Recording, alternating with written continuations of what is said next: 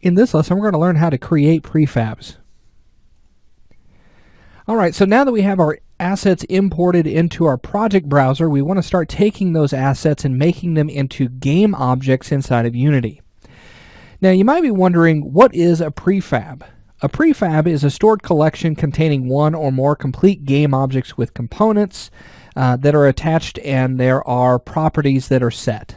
So what does that look like exactly? Well, let's use an example here. Let's go to our meshes folder, and we're going to go to environment, and inside of our environment folder we're going to take the rock_L and we're going to drop that into the scene.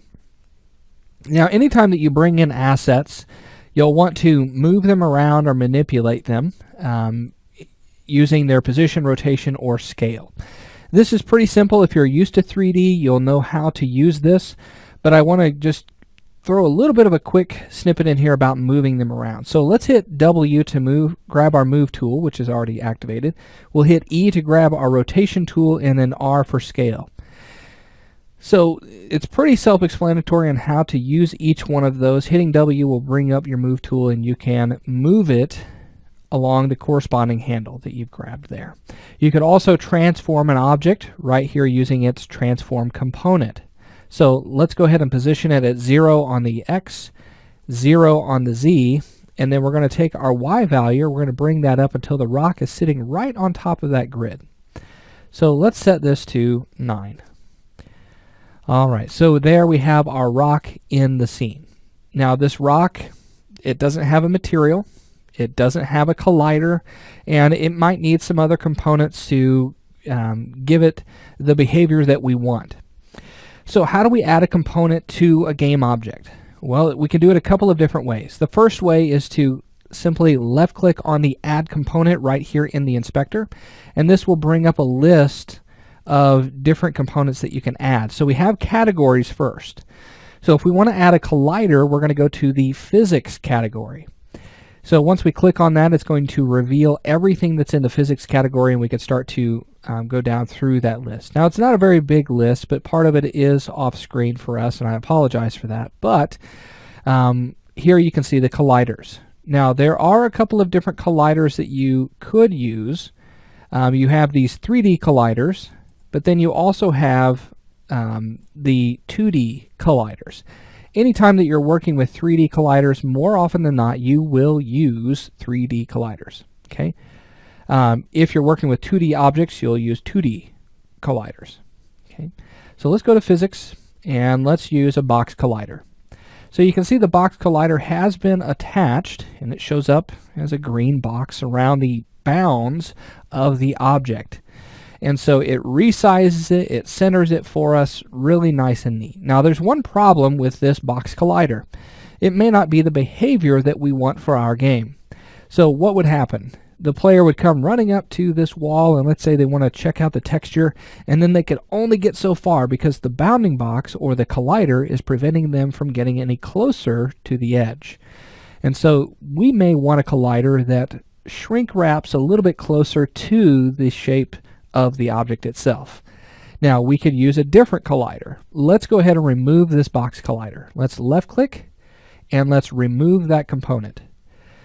Instead of using the add component here, let's go up to the top and use component here. It's the exact same thing, it's just a different way of adding a component. So let's go to physics, and then we're going to go to mesh collider. Now when we apply a mesh collider component, this works a little bit differently. We don't see that green bounding box. Why is that? It's because it's using the game mesh as its collider, so it's perfectly aligned to the game mesh itself.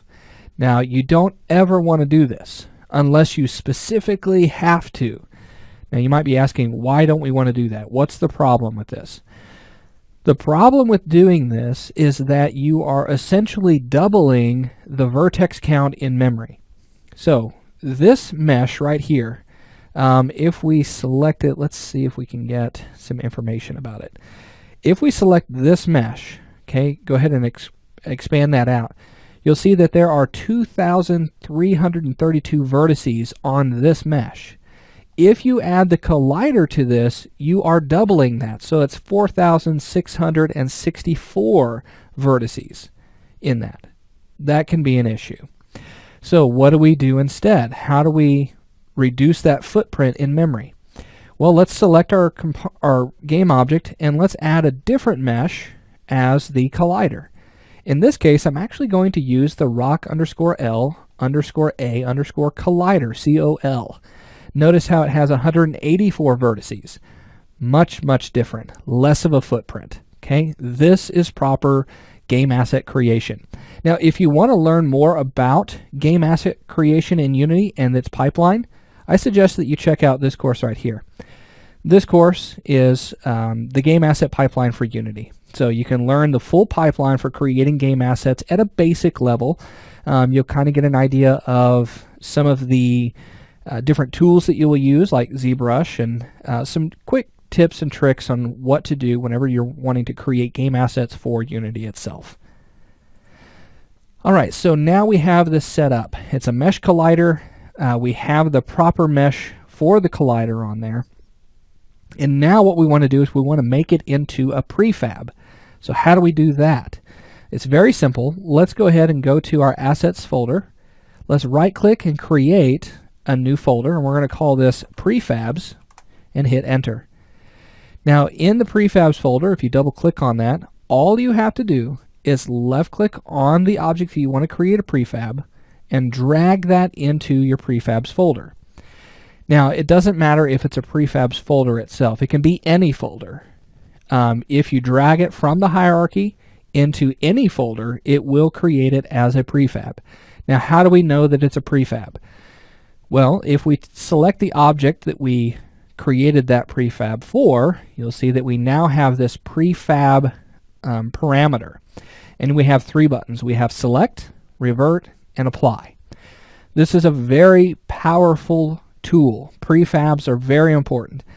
So select obviously is going to select the main object in the project browser that this is instanced from.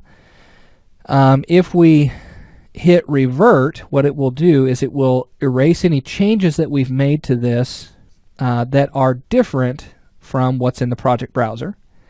And if we hit apply, it will apply any changes that we've made to this to the object in the content or in the project browser. So what does that mean? What does that look like? Well, let's go ahead and take this and let's remove the component. Let's add that box collider again.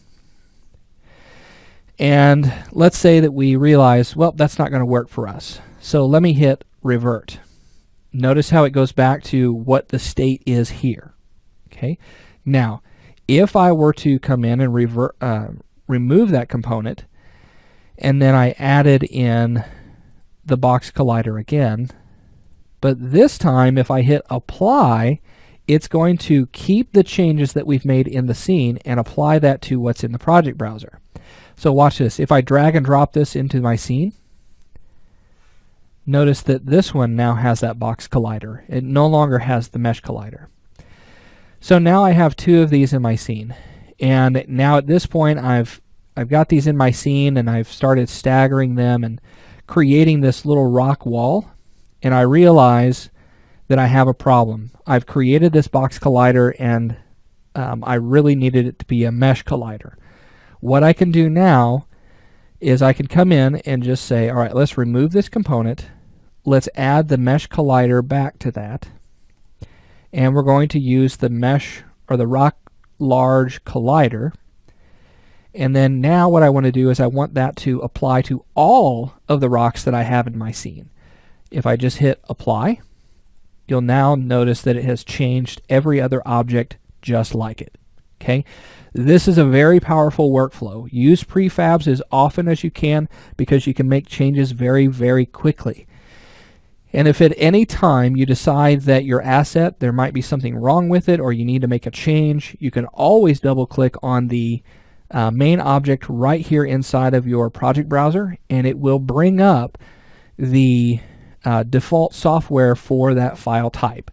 So for FBX on my computer, the default is set up for 3ds Max. So if I were to double click on this, it would bring up 3ds Max. allow me to make my changes, and then I can re-export that out and it will update that very quickly. So now that we've talked about how to create prefabs, let's continue with this workflow, and I want to show you how to create a material, and then we can apply that to the rest of our prefabs, and we'll get started with that next.